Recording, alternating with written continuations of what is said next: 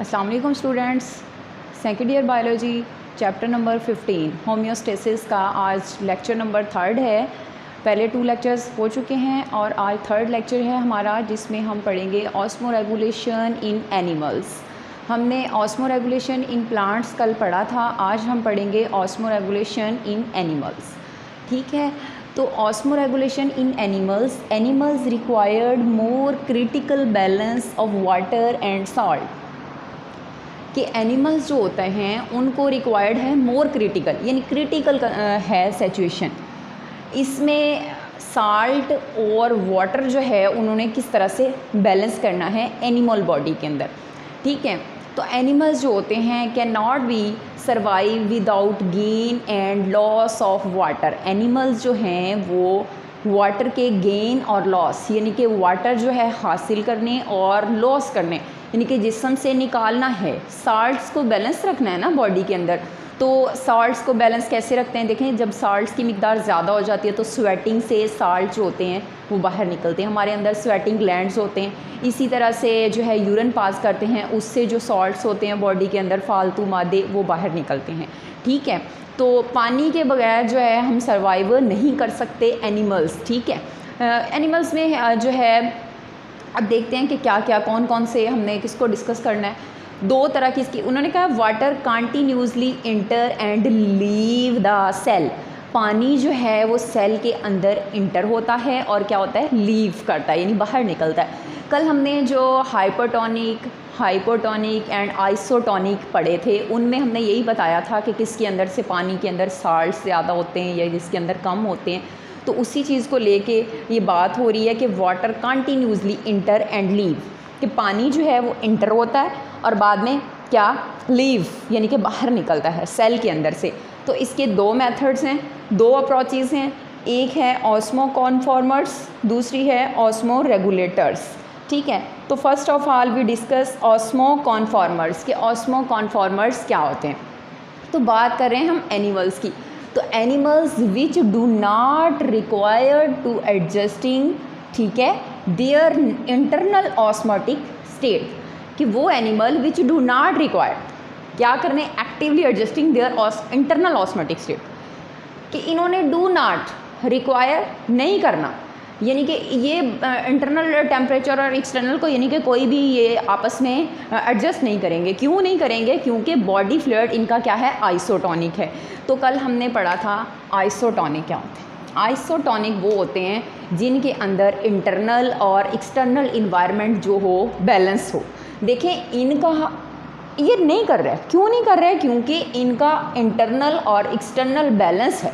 ठीक है, आइसोटोनिक का मतलब होता है जिसके अंदर सल्यूट की मिकदार जो है वो बराबर होती है किसके, सॉल्वेंट के। सॉल्वेंट और सल्यूट जो होते हैं वो इक्वल अमाउंट में होते हैं, यानी कि वाटर एंड सॉल्ट जो होते हैं सेल के अंदर भी और सेल के बाहर भी दोनों की मिकदार जो है वो बैलेंस होती है। तो इनका बॉडी फ्लूइड जो होता है जो कि आइसोटोनिक होता है, तो इनको कोई ज़रूरत नहीं होती कि एडजस्ट करें। ज़ाहिर है वो ऑलरेडी एडजस्ट है, बैलेंस है, तो उनको क्या ज़रूरत है कि एडजस्ट करें। ठीक है, isotonic environment in marine and salt water. अच्छा, मेरीन में क्या होता है, समंदर के अंदर यानी साल्टी वाटर होता है, नमकियात वगैरह ज़्यादा होते हैं, सॉल्ट्स जो होते हैं वो ज़्यादा होते हैं। सो इनका इन्वायरमेंट हर सूरत में क्या होता है, आइसोटोनिक होता है, मेरीन के अंदर भी और अदर सॉल्ट वाटर के अंदर भी। सो दे डू नॉट रिक्वायर्ड, यानी कि इनको कोई ज़रूरत नहीं है एडजस्ट करने, क्योंकि इनके अंदर क्या है, आइसोटोनिक है। आइसोटोनिक वो इन्वायरमेंट है जिसके अंदर साल्ट और सल्यूट की मिकदार जो होती है वो बराबर होती है, बैलेंस अमाउंट होती है, और इसमें सेल की जो हालत होती है वो क्या होती है, नॉर्मल होती है। सेल जो होता है वो यूँ नॉर्मली रहता है। ये सेल है हमारे पास, ठीक है, और सेल की हालत क्या होगी, नॉर्मल, यानी कि ना तो ये ज़्यादा टर्गर होगा और ना ही ये श्रिंक होगा। एग्जाम्पल में इसकी कुछ फिशेस आती हैं, वो हम नेक्स्ट पढ़ेंगे कि कौन कौन सी होती हैं। आगे है हमारे पास osmoregulators, the animal which actively adjust their internal osmotic state according to external, कि वो एनिमल जिनको क्या करना है, एडजस्ट करना है। कुछ एनिमल्स हैं जिनको एडजस्ट नहीं करना पड़ता, लेकिन इनको क्या करना पड़ता है, एडजस्ट करना पड़ता है। ऑस्मो कॉन्फॉर्मर जो थे उनको एडजस्ट नहीं करना पड़ता था, लेकिन इनको एडजस्ट करना पड़ता है। क्यों? क्योंकि बॉडी फ्लूइड इज़ डिफरेंट, इसका बॉडी फ्लूइड जो होता है वो डिफरेंट होता है, आउटसाइड और होता है और इनर साइड और होता है, जबकि ऑस्मो कॉन्फॉर्मर्स का क्या था, सेम ही था। तो they discharge excessive water in hypotonic. अब देखें हाइपोटोनिक में हमारे पास क्या था, हाइपोटोनिक में ये वाटर डिस्चार्ज करते हैं। हाइपोटोनिक वो था जिसके अंदर क्या थी, वाटर ज़्यादा थे और सॉल्ट जो थे कम थे। तो ये अपना जो पानी है वो किस में करेंगे, हाइपोटोनिक में करेंगे और एक्सक्रिएट साल्ट इन हाइपरटोनिक, और साल्ट एक्सक्रिएट करेंगे, साल्ट किस में निकालेंगे, हाइपोटोनिक में ही निकालेंगे। क्योंकि हाइपोटोनिक जो था वो वाली सिचुएशन थी जिसके अंदर साल्ट्स की मिकदार ज़्यादा थी और सल्यूट जो थे वो कम थे। हाइपोटोनिक कौन सा था, जिसके अंदर सल्यूट जो थे वो कम थे और सल्यूट ज़्यादा कम थे और साल्ट्स जो थे वो क्या थे, यानी कि ज़्यादा थे। अब यहाँ से distant adaptation to regulate osmotic balance in marine and fresh water. Distance का मतलब होता है साफ नुमायां तौर पे इनकी अडॉप्टेशंस होती हैं। देखें ये मैरीन वाटर में और होंगे एंड फ्रेश वाटर में और होंगे। देखें मैरीन के अंदर जो पानी होता है वो साल्टी होता है, ठीक है। जब साल्ट ज़्यादा होंगे तो ये क्या करेंगे, एक्सक्रिएट करेंगे साल्ट इन हाइपरटोनिक। हाइपरटोनिक में यानी कि हाइपरटोनिक में साल्ट ज़्यादा होते हैं जिसको हम सल्यूट बोलते हैं, सॉल्वेंट कम होता है, सल्यूट जो होते हैं वो ज़्यादा होते हैं। तो ये मैरीन में क्या करेंगे, मैरीन इन्वायरमेंट में ये कौन सी सिचुएशन में जाएंगे, हाइपरटोनिक में। और जब फ्रेश वाटर में आएंगे, फ्रेश वाटर के अंदर जो होती है वो साल्ट की मिकदार कम होती है, तो उसमें क्या होगा, पानी ज़्यादा होगा, डिस्चार्ज वाटर ज़्यादा करना पड़ेगा, तो ये क्या करेंगे, हाइपरटोनिक इन्वायरमेंट में जाएंगे। तो ये हमारे पास दो टर्मिनोलॉजीज़ हैं, एक है ऑस्मो कॉन्फॉर्मर्स और एक हैं ऑस्मो रेगुलेटर्स। ऑस्मो कॉन्फॉर्मर्स जो हैं वो एडजस्ट नहीं करते, उनको कोई एडजस्ट नहीं करने की ज़रूरत पड़ती क्योंकि उनका बॉडी टेम्परेचर जो होता है वो बैलेंस होता है एक्सटर्नल और इंटरनल में, ठीक है, आइसोटोनिक इन्वायरमेंट होता है। जबकि ऑस्मो रेगुलेटर्स जो होते हैं उनको करना पड़ता है क्योंकि उनका जो बॉडी टेम्परेचर होता है वो डिफरेंट होता है दोनों सिचुएशन में। तो नेक्स्ट हम आगे देखते हैं।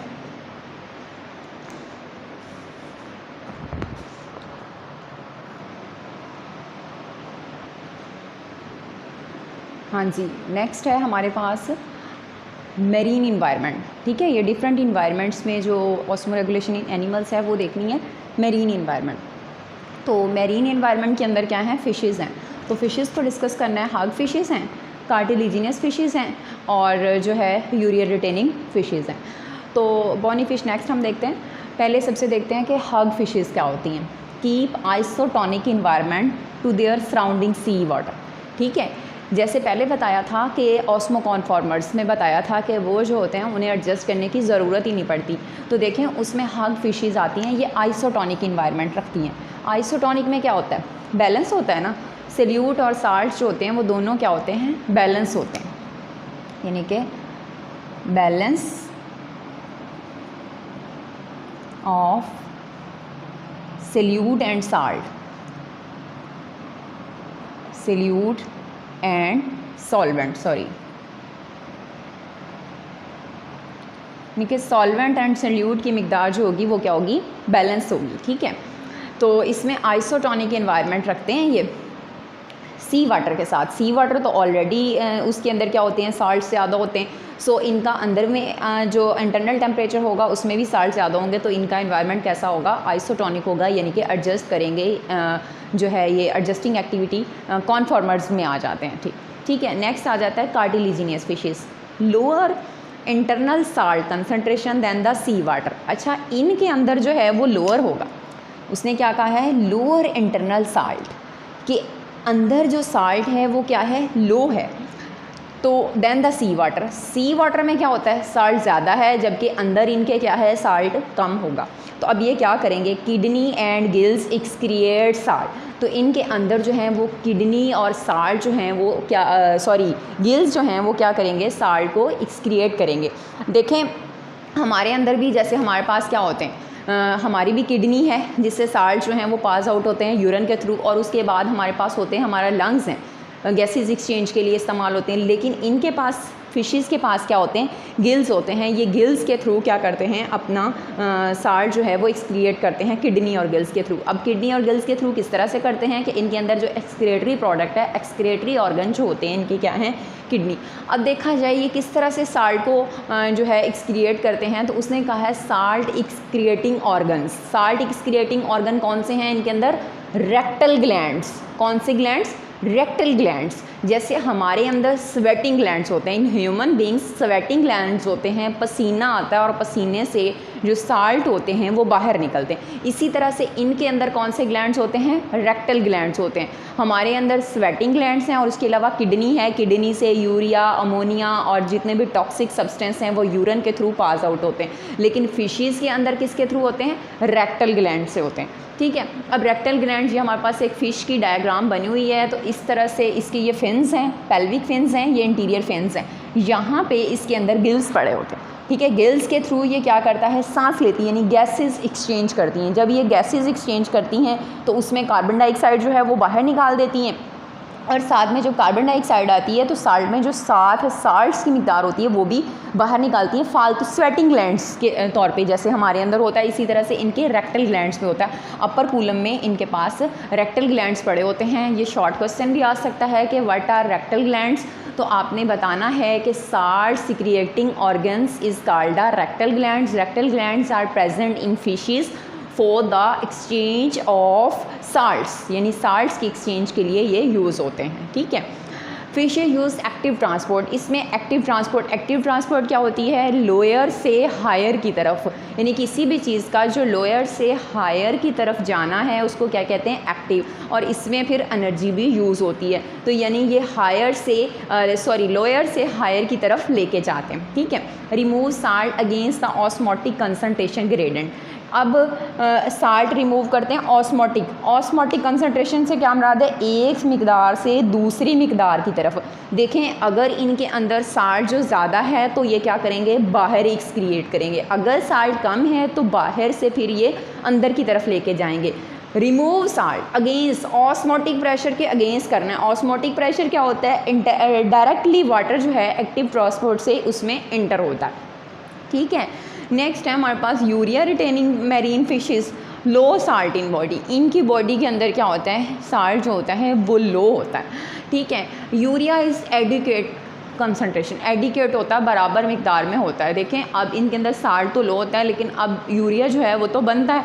अब यूरिया जो होता है वो अगर बॉडी के अंदर ज़्यादा हो जाए तो यूरिया हार्मफुल होता है। उसने कहा है ना कि urea is harmful in high concentration, कि अगर यूरिया की मिकदार ज़्यादा हो जाए तो हार्मफुल हो सकता है। इसलिए फिर ये क्या करते हैं, बॉडी फ्लूइड हाइपरटोनिक रखते हैं। अब हाइपरटोनिक में क्या होते हैं कि साल्ट्स जो होते हैं वो ज़्यादा होते हैं। ठीक है, यानी कि सॉल्वेंट जो वाटर है उसके अंदर साल्ट की मिकदार ज़्यादा होती है और इस ऐसे में फिर क्या होता है, सेल श्रिंक होता है। तो अब इसके अंदर साल्ट ज़्यादा है, यानी कि यूरिया की प्रोडक्शन क्या हो जाएगी, ज़्यादा हो जाएगी। जब यूरिया की प्रोडक्शन ज़्यादा होगी तो ये यूरिया को अनदर केमिकल सब्सटेंस में चेंज कर देंगे। ये यूरिया को किस में चेंज करेंगे, अनदर केमिकल सब्सटेंस। और वो अनदर केमिकल सब्सटेंस क्या है हमारे पास, ट्राई मिथाइल अमाइन ऑक्साइड। क्या, ट्राई मिथाइल अमाइन ऑक्साइड। ये जो है ये लेस टॉक्सिक है, यानी कि यूरिया जो है सबसे डेंजरस हमारे पास क्या होता है, अमोनिया होता है। अमोनिया कन्वर्ट होता है किसमें, यूरिया में, और यूरिया जो होता है ये less toxic trimethyl amine oxide में कन्वर्ट हो जाता है। ये कैसे कन्वर्ट होता है, देखें, वाटर की मिकदार जब ज़्यादा होगी ना, यानी कि 50 ml वाटर होगा हमारे पास, 50 ml वाटर है तो उसके अंदर 1 ग्राम जो है हमारे पास क्या होगा, यूरिया होगा। अब अगर पानी हम यहाँ पे 500 ml कर दें तो ये तो फिर कम हो जाएगा ना। इसी तरह से इसको कम करने के लिए क्या करेंगे, लेस टॉक्सिक में कन्वर्ट हो जाएगा किस केमिकल में, ट्राईमेथाइल अमाइन ऑक्साइड। और ये ट्राईमेथाइल अमाइन ऑक्साइड जो है ये है तो यूरिया का ही, यानी कि है पार्ट, लेकिन लेस टॉक्सिक है, ये नुकसान नहीं देता। This compound protect the harms of urea, और ये जो है ये हार्म्स ऑफ यूरिया, यूरिया के जो नुकसानात हैं उससे प्रोटेक्ट करेगा, यानी कि लेस क्वांटिटी में चला जाएगा। ठीक है, अब नेक्स्ट इसके आगे हम देखते हैं।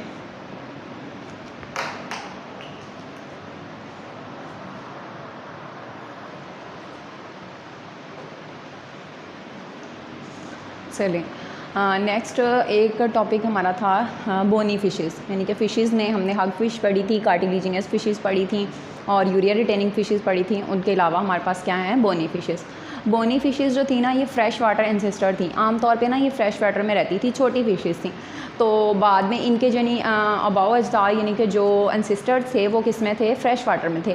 लेकिन बाद में ये ट्रांसफ़र हो गई किस में, लेटर बिकम मैरीन, यानी कि मैरीन में चली गई, समुद्रों में चली गई। देखें, जब ये फ्रेश वाटर में थी तो इनके अंदर साल्ट की मिकदार क्या होगी, कम होगी। लेकिन जब ये मैरीन में जाएंगी तो इनके अंदर क्या हो जाएगा, साल्ट्स ज़्यादा हो जाएंगे। तो लॉस वाटर हाइपोटोनिक, यानी कि पानी जो है ये हाइपोटोनिक में देगी इनटू हाइपरटोनिक। हाइपोटोनिक में क्या होते हैं, हाइपोटोनिक में हमारे पास साल्ट्स जो थे वो कम होते हैं, जबकि हाइपरटोनिक में साल्ट्स जो होते हैं वो क्या होते हैं, ज़्यादा होते हैं। तो ये वाटर लॉस करेंगी किसके अंदर, हाइपोटोनिक के अंदर। बाद में जब साल्ट ज़्यादा हो जाएगा तो किस में जाएंगी, हाइपरटोनिक में। अब उसने कहा कि ये साल्ट कैसे करेंगी, इनके अंदर साल्ट कैसे आएगा, ये करेंगी drink water, drink large amount of sea water. ज़्यादा जो सी का पानी है, समंदर का पानी है, ये पी लेंगी। जब ये समंदर का पानी पिएंगी तो समंदर के पानी के अंदर क्या हैं, साल्ट्स हैं। जब वो साल्ट्स इनकी बॉडी में इंटर हो जाएंगे तो इनके अंदर कौन सी सिचुएशन होगी, हाइपरटोनिक हो जाएगी। क्यों, क्योंकि इन्होंने large amount of water, sea water drink कर लिया, एक्सक्रिएट कंसनट्रेटेड यूरिया। अब देखें, जब इनके अंदर सी ज़्यादा, साल्ट वाटर हो गया, सी वाटर पिया इन्होंने, साल्ट ज़्यादा आ गया, तो ये कंसनट्रेटेड यूरिया करेंगी। कंसनट्रेटेड का क्या मतलब होता है, गाढ़ा, ज़्यादा मिकदार होना। तो जब ये एक्सक्रिएट करेंगी, एक्सक्रिएटरी सिस्टम में इनके अंदर यूरिया की मिकदार क्या होगी, ज़्यादा हो जाएगी। तो उसने कहा कि मैक्सिमम साल्ट, ज़्यादा से ज़्यादा साल्ट होगा and minimum water. They excrete maximum salt and minimum water. जब इन्होंने सी वाटर ज़्यादा पी लिया तो इनके अंदर कौन सा सोल्यूशन बन गया, हाइपरटोनिक, यानी कि साल्ट्स क्या हो जाएंगे, ज़्यादा हो जाएंगे। जब साल्ट ज़्यादा होंगे तो जब इनका यूरिन पास होगा, जो यूरिया पास करेंगी, तो यूरिया जो होगा वो कंसनट्रेटेड होगा, उसमें मैक्सिमम ज़्यादा से ज़्यादा अमाउंट होगी किसकी, साल्ट की, और वाटर जो होगा वो कम होगा। तो ये हैं bony fishes. Next fresh water में देखते हैं कि फ्रेश वाटर में ऑस्मो रेगुलेशन कैसे है। Problem flooding of body fluid, इनको ना प्रॉब्लम फेस करनी पड़ती है। कैसी प्रॉब्लम, देखें पानी जो है ना तेज़ी से आता है फ्रेश वाटर में, तो इनको एक प्रॉब्लम है। प्रॉब्लम क्या है, कुछ इसके अंदर हमारे पास ये हैं प्रोटोज़ा, अमेबा, पैरामीशियम। अब ये हमारे पास अमेबा के डायग्राम है। इनके अंदर ना एक वैक्यूल होता है, जिसको हम क्या कहते हैं, कॉन्ट्रैक्टाइल वैक्यूल। ठीक है, जैसे फूड वैक्यूल होता है, इसी तरह से एक कॉन्ट्रैक्टाइल वैक्यूल होता है। ये वैक्यूल जो होता है, जब पानी ज़्यादा, पानी को पंप करता है, पानी को अंदर लेके आता है। ठीक है, अब पानी जब ज़्यादा हो जाता है, it pump out excess water, ज़्यादा पानी को पंप आउट कर देता है, बाहर निकाल देता है। अब कैसे, many fishes excrete dilute urine. देखें, जब इसके अंदर पानी की मिकदार ज़्यादा होगी ना तो यूरिन क्या हो जाएगा, डिल्यूट हो जाएगा, यानी कि पतला हो जाएगा। यूरिया की मिकदार क्या हो जाएगी, कम हो जाएगी। रिमूव एक्सेसिव वाटर, और पानी जो है वो ज़्यादा रिमूव होगा। ज़ाहिर है जब यूरिया कम है तो पानी ही ज़्यादा रिमूव होगा ना। तो उसने कहा है कि पानी, जब पानी ज़्यादा रिमूव होगा तो पानी की कमी हो जाएगी। तो इस पानी की कमी को पूरा करने के लिए कंपेंसेट का मतलब होता है पूरा करना, कमी पूरी करना। द लॉस ऑफ वाटर, पानी की कमी को पूरा करने के लिए ईट साल्ट कंटेनिंग फूड। अब ये साल्ट कंटेनिंग फूड खाएंगे। ठीक है, अब साल्ट जिन फूड के अंदर साल्ट होंगी तो ज़ाहिर है इनकी बॉडी के अंदर भी क्या चली जाएंगी, साल्ट चली जाएंगी।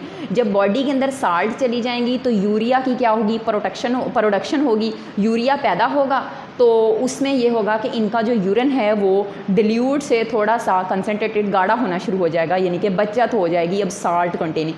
और दूसरी बात, ये क्या करेंगे, अब take salt by active transport. इन्होंने साल्ट लेना है किससे, एक्टिव ट्रांसपोर्ट से लेंगे। अब एक्टिव ट्रांसपोर्ट पीछे भी हमने बताया था कि किस में है, गिल्स और किडनी और गिल्स के थ्रू ये क्या करेंगे, अपना जो है साल्ट लेंगी। ठीक है ना, क्योंकि गिल्स के थ्रू हमारा रिस्पायरेटरी सिस्टम होता है, इनका गिल्स होता है, और किडनी जो है वो वाटर को क्या करेगी, अब्जॉर्ब कर लेगी। जब वाटर अब्जॉर्ब करेगी फॉर द फिल्ट्रेशन, तो उसमें से ये साल्ट को अब्जॉर्ब कर लेगी। ठीक है, नेक्स्ट हमारे पास आता है टेरेस्ट्रियल इन्वायरमेंट। टेरेस्ट्रियल इन्वायरमेंट कौन सा होता है, ड्राई। ठीक है, डेजर्ट्स वाला, जिसमें मतलब पानी की क्या होती है, कमी होती है। अब इसमें है लॉस वाटर बाय एवेपोरेशन। इसमें ना पानी जो है एवेपोरेशन से लॉस होता है। जैसे प्लांट्स के अंदर ट्रांसपीरेशन होती है और एनिमल के अंदर क्या होगी, एवेपोरेशन। अब देखें डिहाइड्रेशन इन देयर बॉडी के अंदर डिहाइड्रेशन हो जाएगी। डिहाइड्रेशन क्या होती है, डिहाइड्रेशन होती है पानी की कमी हो जाना। तो अब इनके अंदर पानी की कमी हो सकती है। अब देखें इनमें कौन से एनिमल्स आते हैं, आर्थ्रोपोड्स एंड वर्टिब्रेट। आर्थ्रोपोड्स क्या होते हैं, जॉइंट्स वाले, ठीक है, जिनमें क्या होते हैं, जॉइंट्स होते हैं, उनको आर्थ्रोपोड्स कहा जाता है। आर्थ्रोपोड्स जो है ना, अब ये देखें ये ड्राई कंडीशन में रहने वाले हैं, इनके अंदर तो पानी की कमी हो जाएगी, लेकिन कुदरती तौर पे नेचुरली इनका स्ट्रक्चर जो है, इनका जो बॉडी स्ट्रक्चर है वो कुछ इस तरह से है कि इनके अंदर पानी की कमी से बचाने की तदाबीर हैं। क्या, इंसेक्ट्स जो होते हैं वैक्सी एक्सोस्केल्टन। अब इनका जो इंसेक्ट जो होते हैं, इंसेक्ट्स का जो स्केल्टन होता है वो क्या होता है, वैक्सी होता है, वैक्स लाइक यानी चिपचिपाहट वाला। अब वो जो वैक्सी कोई गमी चीज़ होती है उसके अंदर से ट्रांसपीरेशन का रेट स्लो होगा, एवेपोरेशन का रेट जो है वो स्लो होगा, ठीक है। एक तो इनका स्ट्रक्चर जो है वो एक्सोस्केल्टन होगा, यानी कि वैक्सी लाइक होगा। जैसे हमने पीछे जो है उसमें प्लांट्स में पढ़ा था, जो टेरेस्ट्रियल प्लांट्स थे उसमें हमने पढ़ा था कि उनकी जो स्किन होती है वो लेदरी होती है, ठीक है, वैक्सी होती है, जिस वजह से उनके अंदर जो है ट्रांसपीरेशन का रेट स्लो होता है। इसी तरह से इन इंसेक्ट्स के अंदर वैक्सी होगी, वैक्सी लाइक यानी कि गाढ़ी होगी। अब उसके अंदर से जो है ट्रांसपीरेशन का रेट स्लो होगा, यानी कि एवेपोरेशन स्लो होगी, डिहाइड्रेशन कम होगी। दूसरी बात, डेड मल्टी लेयर्ड स्किन। इनकी जो स्किन होगी वो लेयर्ड होगी, multi layered, dead multi layered, यानी कि जो ऊपर से ना स्किन बिल्कुल डेड हुई हुई है, जैसे स्किन के अंदर वाटर नहीं होगा ऊपर वाली जो है। अब उस लेयर्ड के अंदर से पानी जो है वो डिहाइड्रेट होना मुश्किल से होगा। दूसरी बात, इनकी ना composed of keratinized and skin cell. अब इनके जो स्किन सेल हैं वो कैराटीनाइज्ड होते हैं। कैराटीनाइज्ड आमतौर पे हमारे पास एक प्रोटीन है, जैसे कोई भी प्रोटीन वाली चीज़ होती है उसके अंदर पानी हल नहीं होता। जैसे हमारे पास घी है, ऑयल है, वो पानी के अंदर डिज़ोल्व नहीं होता। इसी तरह से ये प्रोटीन की बनी हुई इनकी लेयर है। अब ये जो प्रोटीन की स्किन लेयर है इसके अंदर से पानी जो है वो डिहाइड्रेट स्लोली होगा, मतलब पहली बात तो ये है कि नहीं होगा, अगर होगा भी तो स्लोली रेट पे होगा। इसलिए इनकी जो स्किन है वो इनको प्रोटेक्ट करती है डिहाइड्रेशन से। जो चीज़ इनको प्रोटेक्ट कर रही है वो क्या है, इनकी स्किन है, जो कि किससे बनी हुई है, कैराटिनाइज्ड सेल, प्रोटीन सेल्स हैं, ठीक है। कैराटिनाइज्ड जो है वो प्रोटीन है। ईट मॉइस्ट, दूसरी बात, ये ईट मॉइस्ट फूड यानी गीली खुराक खाते हैं, यानी कि जो जिसके अंदर पानी होगा, ठीक है। अब मॉइस्ट फूड में क्या आता है, मॉइस्ट फूड में आमतौर पे सीड्स होते हैं, तो इनके अंदर मेटाबॉलिक बिहेवियर होता है। जो इनकी मेटाबॉलिक एक्टिविटी है ना वो भी स्लोली काम करती है, यानी कि फ़ौरन से डिहाइड्रेशन नहीं होती, यानी कि पानी जो है वो आहिस्ता आहिस्ता जो है वो अब्जॉर्ब होता है। कैंगरो है, एग्जाम्पल में इसके उन्होंने बताया कि कैंगरो एक ऐसा एनिमल है सर्वाइव विदाउट ड्रिंकिंग वाटर, के पानी पिए बगैर काफ़ी दिन गुजारा कर सकता है। जैसे कैमल है, कैमल भी 1 मंथ जो है वाटर ना दिया जाए तो वो गुजारा कर सकता है। इसी तरह से कैंगरो जो है वो 1 मंथ जो है वो मतलब काफ़ी टाइम पीरियड जो है without water drinking time pass कर सकता है, ठीक है। अब वो कहते हैं ईट सीड कंटेनिंग कार्बोहाइड्रेट्स। अब ये सीड खाते हैं, यानी ऐसी जड़ी बूटियाँ, ऐसे सीड्स खाते हैं जिनके अंदर क्या होती हैं, कार्बोहाइड्रेट्स होती हैं। कार्बोहाइड्रेट्स हमारे पास क्या है, कार्बन का मतलब कार्बन हाइड्रेटेड, पानी मिली हुई कार्बन। तो अब यहाँ जब ये सीड खाते हैं फिर कार्बोहाइड्रेट्स की ब्रेकडाउन होती है, जब ब्रेकडाउन होती है तो क्या होता है, वाटर प्रोड्यूस होता है। यानी कि ये ऐसी फूड खाएंगे जिसके अंदर क्या होंगी, कार्बोहाइड्रेट्स होंगी। कार्बोहाइड्रेट्स क्या हैं, हाइड्रेटेड कार्बन, यानी कि पानी मिली हुई कार्बन निकल जाएगी, पानी जो है इनकी बॉडी क्या कर लेगी, यूज़ कर लेगी, ठीक है। और दूसरी, इनका जो किडनी है ना, किडनी अब्जॉर्ब करेगा वाटर, ज़्यादा से ज़्यादा वाटर जो है वो किडनी अब्जॉर्ब करेगा। द प्रोसेस ऑफ एक्सक्रिएशन के लिए किडनी ने तो वाटर अब्जॉर्ब करना है, प्रोड्यूस कंसनट्रेटेड यूरिया। अब इनके अंदर ना कंसनट्रेटेड यूरिया होगा, यानी कि यूरिया की मिकदार जो होगी, यूरिन जो होगा इनका कंसनट्रेटेड होगा, गाढ़ा होगा, क्योंकि पानी जो है कम है, पानी कम है, साल्ट्स क्या हो जाएंगे, ज़्यादा हो जाएंगे। यहाँ हमने पढ़ा था कि इनके अंदर डिल्यूट यूरिन है। क्यों? क्योंकि इसके अंदर कॉन्ट्रैक्टाइल वैक्यूल था और वैक्यूल जो था वो पानी ज़्यादा अब्जॉर्ब कर लेता था। पानी ज़्यादा हो जाता तो साल्ट कम हो जाते थे, तो यूरिन जो है वो क्या हो जाता था, डिल्यूट हो जाता था। अब यहाँ हमारे पास क्या है कि पानी जो है वो कम है और साल्ट जो है वो ज़्यादा हो जाएंगे, तो यूरिन जो है वो क्या हो जाएगा, गाढ़ा हो जाएगा, कंसनट्रेटेड हो जाएगा। ठीक है। अब डिफरेंट मेथड टू टॉलरेट यानी कि डिहाइड्रेशन। अब इन एनिमल्स के पास ना मेथड्स होते हैं। देखिए नेचुरली तौर पे पहले तो इनकी स्किन ही ऐसी है कि यहाँ से जो है एवापोरेशन कम होगी, स्वेटिंग कम होगी, डिहाइड्रेशन का प्रोसेस कम होगा। दूसरा इनके पास जो है फूड ऐसी खाते हैं कि जिससे इनके अंदर कम से कम जो है वो पानी की कमी जो है वो पूरी हो सके। जैसे गर्मियों में हम पानी की कमी पूरी करने के लिए तरबूज खाते हैं, फ्रूट्स खाते हैं इस तरह के, ताकि वो पानी की कमी जो है पूरी रहे। इसी तरह से ये भी ऐसी फूड खाएंगे जो कि मॉइस्ट होगी, जो पानी की कमी को पूरा करेगी। ठीक है। अब इनके अंदर एक छोटी सी टर्मिनोलॉजी है, the toleration of dehydration is called anhydrobiosis. ठीक है, एनहाइड्रोबायोसिस। ये छोटा सा शॉर्ट क्वेश्चन भी पूछा जा सकता है कि एनहाइड्रोबायोसिस क्या होता है, कि टॉलरेट करना डिहाइड्रेशन। देखें डिहाइड्रेशन अगर इनके अंदर हो भी जाती है ना, तो ये बियर करते हैं, टॉलरेट करते हैं। ठीक है, उस टॉलरेट करने को क्या कहते हैं, एनहाइड्रोबायोसिस। तो ये था हमारा आज का टॉपिक, जिसमें हमने पढ़े हैं osmo regulation in animals. Animals में हमने पढ़ा था कि ऑस्मो कॉन्फॉर्मर्स होते हैं, ऑस्मो रेगुलेटर्स होते हैं। फिर हमने फ़िशेज़ की टाइप पढ़ी हैं, हग फ़िशेज़ पढ़ी है, कार्टिलिजिनियस फ़िशेज़ पढ़ी है, यूरिया रिटेनिंग फ़िशेज़ पढ़ी हैं, और फिर उसके बाद बोनी फ़िशेज़ पढ़ी हैं। फिर फ्रेश वाटर के अंदर पढ़ा है कि फ्रेश वाटर के अंदर जो छोटे छोटे यानी कि इंसेक्ट्स वगैरह हैं उनके अंदर किस तरह से है, पैरामीशियम है, प्रोटोज़ोआ है। ये आम आँख से हमें नज़र नहीं आते, लेकिन इनके अंदर जो है वो ऑस्मो रेगुलेशन किस तरह से होती है। फिर हमने टर्स्ट्रियल ड्राई कंडीशन में पढ़े हैं कि ड्राई कंडीशन में भी किस तरह से जो है ऑस्मो रेगुलेशन होती है। तो ये जो है आमतौर पे लॉन्ग क्वेश्चन आ सकता है कि osmo regulation in different environments या फिर इन एनिमल्स, तो उसमें हम इसको सारे को डिस्क्राइब करेंगे। शॉर्ट क्वेश्चन के तौर पे जो एनहाइड्रोबायोसिस है ये पूछ लिया जा सकता है। ठीक है, उम्मीद है कि आपको समझ आ गया होगा। नेक्स्ट लेक्चर में हाजिर होंगे। अल्लाह हाफिज़।